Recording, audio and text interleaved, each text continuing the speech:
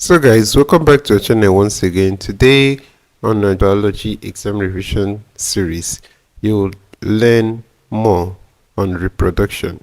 So in short, stay till the end of this video as this is an important topic in your biology.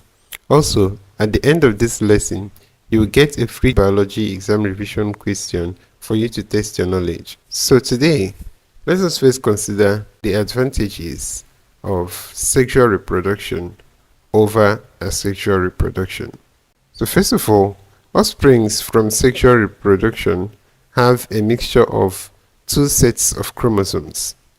The organism inherits genes from both parents, which produces variation in the offspring. So we've talked about variation in a previous video. Also, variation increases the chance of a species surviving a change in the environment. While a change in the environment could kill some individuals, it is likely that variation will have led to some of the offspring being able to survive in the new environment. So they have a survival advantage. Again, because individuals with characteristics that make them better adapted to the environment have a better chance of survival, they are more likely to breed successfully and pass the gene for the characteristics on. So this is known as natural selection. Also, we can use selective breeding to speed up natural selection. This allows us to produce animals with desirable characteristics. Selective breeding is where individuals with a desirable characteristics are bred to produce offspring that have the desirable characteristics too. This means that we can increase food production, for instance, breeding animals that produce a lot of meat.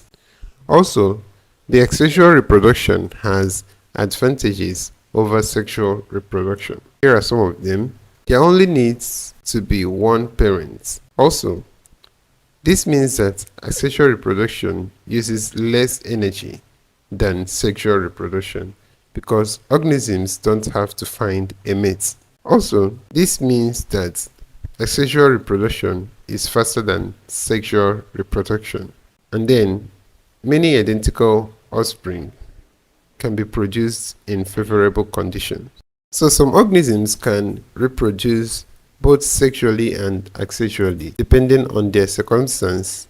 We'll discuss some of the examples. First of all, malaria is caused by a parasite that's spread by a mosquito. So when a mosquito carrying the parasite bites a human, the parasite can be transferred to the human. So the parasite reproduces sexually when it's in the mosquito and asexually when it's in the human host. Many species of fungus can reproduce both sexually and asexually. These species release spores, which can become new fungi when they land in a suitable place. So spores can be produced sexually and asexually. Asexually produced spores form fungi that are genetically identical to the parent fungus.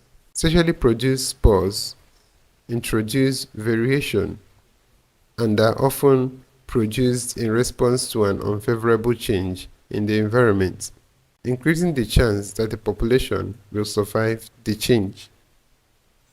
Also, loads of species of plants produce seeds sexually, but can also reproduce asexually. Asexual reproduction can take place in different ways. For instance, strawberry plants produce runners. These are stems that grow horizontally in the surface of the soil, away from the plants. So at various points along the runner, a new strawberry plant forms that is identical to the original plant. Another example is in plants that grow from bulbs. New bulbs can form from main bulb and divide off. So each new bulb can grow into a new identical plant. So guys, here is a free biology exam revision question for you to test your knowledge on this lesson. Feel free to pause this video and try it out. So guys, we've come to the end of this video. If you are new to this channel, please ensure to join our Telegram channel using the link in the description of this video below to get instant updates and notifications for your exams. Don't forget to like and share this video with your friends if this video was helpful. Also ensure to subscribe to our channel for more videos like this. Thank you.